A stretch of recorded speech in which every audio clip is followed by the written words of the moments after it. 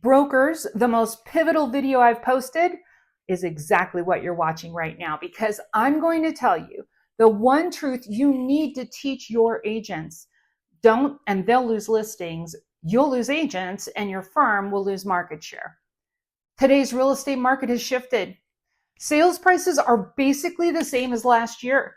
Days on market have crept up, if not shot up, and inventory keeps climbing. Your agents are experiencing houses that stall out while competition grows, and they don't know what to do about it. I'm going to tell you something you already know. All the branding, AI, avatars, and viral TikTok videos in the world won't fix an overpriced listing. The problem is your agents don't. They're hoping that there's an easy social media fix that will get buyers and their agents clamoring to see this house. Your agents may have no idea how to get a home sold, so they think they need a beautifully bound home book, elaborate listing video with actors and drone flyovers, and that's pretty sexy to a buyer, I have to admit. Or that animated listing program that embeds video like a living brochure. But we know that's not what's going to sell a listing.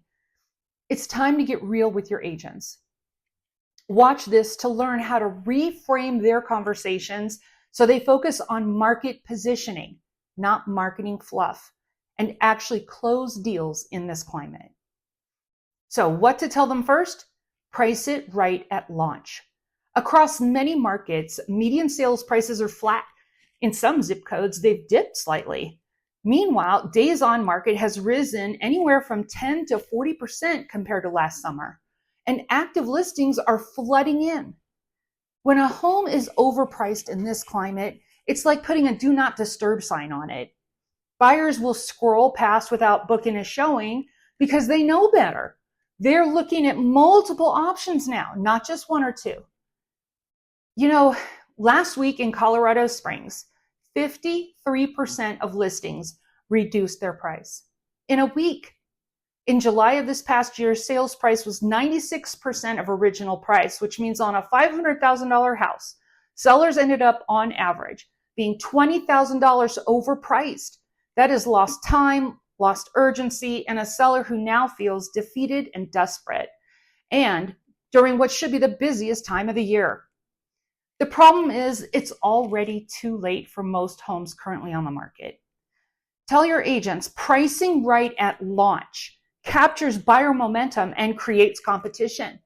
A home priced well the first week can still generate multiple offers, and that's where the magic and the commission checks happen. What to tell your agents next? Most marketing is for you, not the client. Yes, you need professional photos and online exposure, but these are amplifiers, not miracle workers.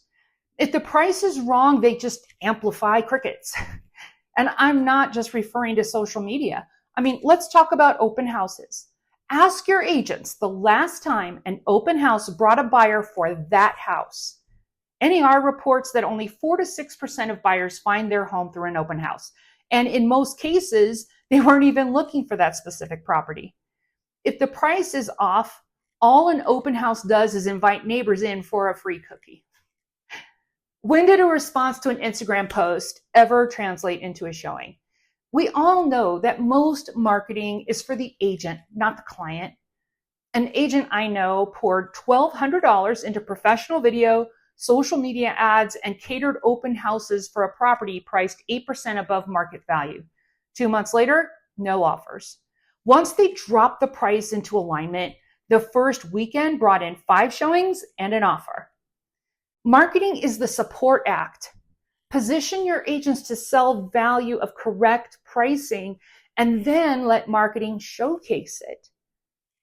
Ask your agents what they're actually saying during their listing appointments.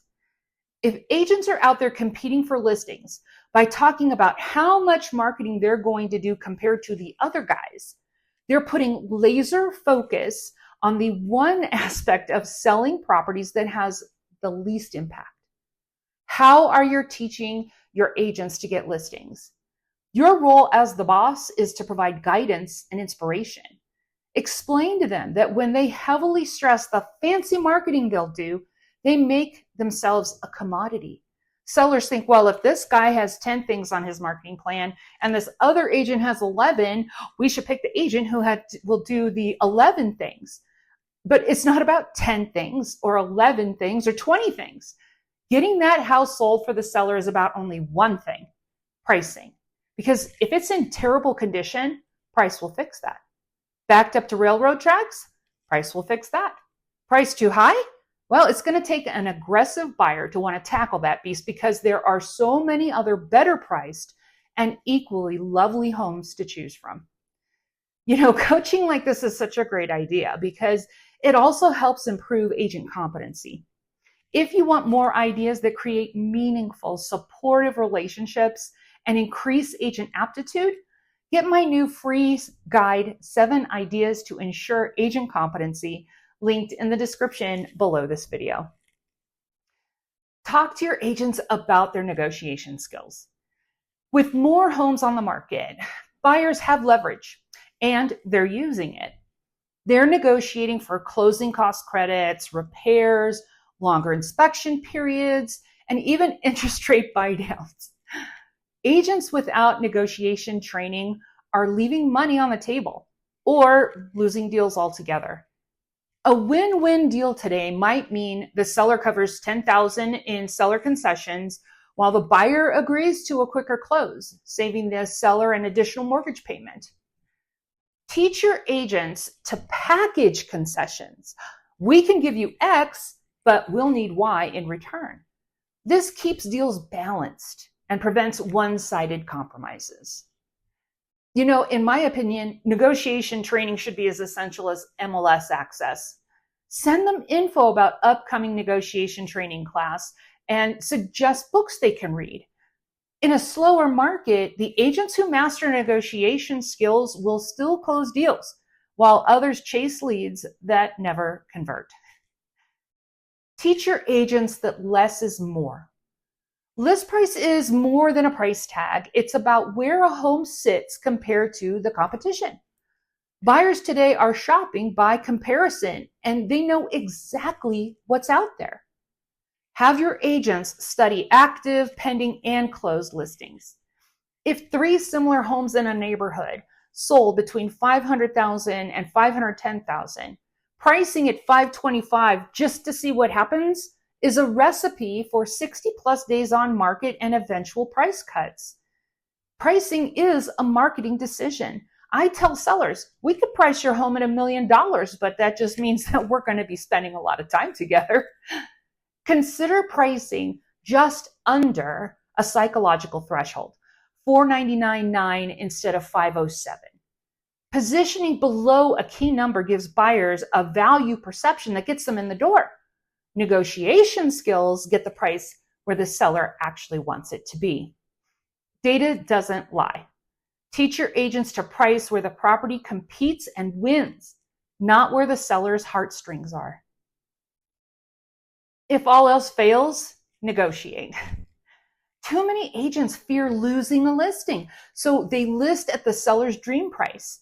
But that dream often becomes a nightmare. No showings, no offers, and eventually an expired listing. Teach your agents to lead with this. I'm going to tell you something no other agent will. Marketing is not what's selling houses today. Pricing is. As your trained and experienced agent, I know exactly what price will get you an offer. Agents should stress market reports, visual pricing charts, and examples of overpriced listings that failed to sell, not the number of TikTok videos or Facebook posts they'll make.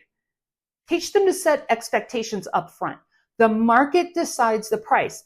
Our job is to position your home so the market says yes. Here's an example script. Mr. Seller, we can try your number, but pricing it higher than all the other active listings, even by $3,000 to $5,000, will just drive buyers to those other houses and away from yours. If the seller insists and your agent feels this is still a sellable property, put a time frame on it. Here's a great script. I tell you what, we'll try it at your price for 10 days. If we don't get X number of showings or Y offers, we agree to change over to my plan. Then follow that up by putting the plan right in the listing agreement. When the seller sees their agent as a strategist and a truth teller, they will follow their lead. And that's when listings turn into closings. As a smaller brokerage firm myself, I understand that training like this can be virtually impossible to implement with limited resources. I've put together a 12-week new agent training program called Clever Agent that I use with my own newbies and offer as outsourced training to other brokerage firms. Check out the link in the description below this video for more information. Brokers, this is the moment to pivot. Train your agents to stop leaning on marketing gimmicks and start mastering market positioning, negotiation, and confident seller conversations. In this market, the ones who adapt will thrive, and the ones who cling to old habits will be wondering where their pipeline went. Well, now that you know how to help your agents talk candidly about pricing, you might be curious about how your agents should justify buyer agent commissions. Check out this next video for the inside scoop.